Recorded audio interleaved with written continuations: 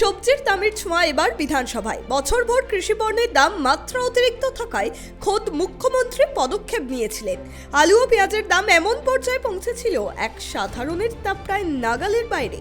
অনেক ক্ষেত্রে সুফল বাংলা স্টলে কম দামে সবজি বিক্রি করে সাধারণ মানুষকে কিছুটা স্বস্তি দেওয়ার চেষ্টা করেছিল রাজ্য। অন্যদিকে কৃষি পণ্য সংরক্ষণের জন্য হিমঘর অনন্য গুরুত্বপূর্ণ হয়। কৃষি পণ্য যদি চাহিদার থেকে বেশি হয় তবে আপৎকালীন বা পরবর্তী সময় ব্যবহারের জন্য হিমঘরে রাখা হয়।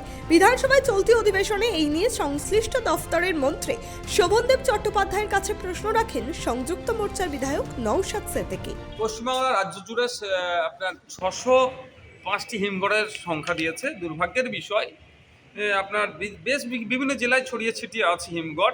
কালিম্পং জেলাতে কিন্তু একটাও হিমঘর নাই।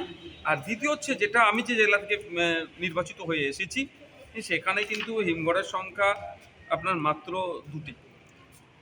আমি মাত্র দুটো হিমঘরের সংখ্যা, মানে ভাবতে পেরেছেন এত বড় জেলা যেখানে একটা মানে এগ্রিকালচার রিলেটেড জোনটা, সেখানে মাত্র দুটো হিমঘরের সংখ্যা। হিমঘরটা যদি থাকে কৃষকরা ফসলের ন্যায্য দাম পাবে। অনেক সময় কী হয়, কৃষকরা ফসলের সংরক্ষণ করার অভাবে যা দাম পায় দিয়ে দেয়। এগুলো মধ্যখানে যারা মিডিয়েটার থাকে, দালাল টাইপের যারা থাকে, ভুইফোর যারা থাকে, তারা এইগুলোকে নিয়ে করে নেয়। তো এইগুলোর জন্য হিমঘর প্রচণ্ডভাবে জরুরি। এবং আপনাদের জানিয়ে রাখি, এশিয়ার মানে লার্জেস্ট এগ্রিকালচার জোন তৈরি হওয়ার চেষ্টা করেছিল বিগত সরকার ভাঙড়ে। সেই ভাঙড়ে একটা উন্নত মানের হিমঘর নাই, একটা হব হচ্ছে। সে 2022 সাল অনেক আগে থেকে হচ্ছে। আমি 2021 সালের বিধানসভায় আসার পর থেকে একাধিকবার কোশ্চেন করেছি। 2022-এর নভেম্বরের 22 তারিখে আমি কোশ্চেন করেছি কবে পাবলিকের জন্য এটাকে ওপেন করে দেওয়া হবে, অর্থাৎ পরিষেবা কবে পাবে।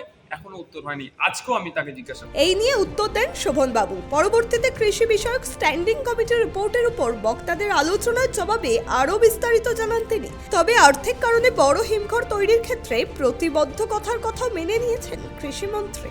বড় হিমঘরগুলো আমরা করতে পারি না, আমাদের অত টাকাও নেই ডিপার্টমেন্টের। আমরা কতগুলো ছোট হিমঘর অনেক বাড়িয়েছি, উত্তরবঙ্গে অনেক করেছি এবং আমরা দ্রুত বাড়াচ্ছি যাতে করে সবজি রাখতে পারে। কিন্তু ওই যে আলুর রাখার জন্য যে বিশাল বিশাল হিমঘর, এগুলো আমাদের ফান্ডে নেই অত টাকা। আমরা ছোট ছোট হিমঘর করছি বিভিন্ন জেলাতে যাতে করে, এবং সংখ্যা অনেক বেড়েছে।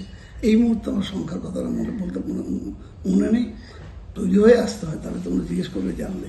কিন্তু আমরা সংখ্যা বাড়াচ্ছি যাতে করে চাষিদের সুবিধা হয়। তাদের প্রথমত সবজি পচে না যায়, বিক্রি না হলে সেটা রাস্তায় কম দামে বিক্রি করে দিয়ে আসতে না হয়।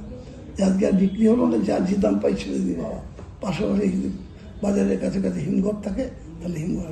শীতকাল প্রায় চলে এসেছে। এই সময় বিভিন্ন ধরনের সবজি বাজারে আসে। ইতিমধ্যে আসতে শুরু হলেও সর্বসাধারণের নাগালে আসেনি।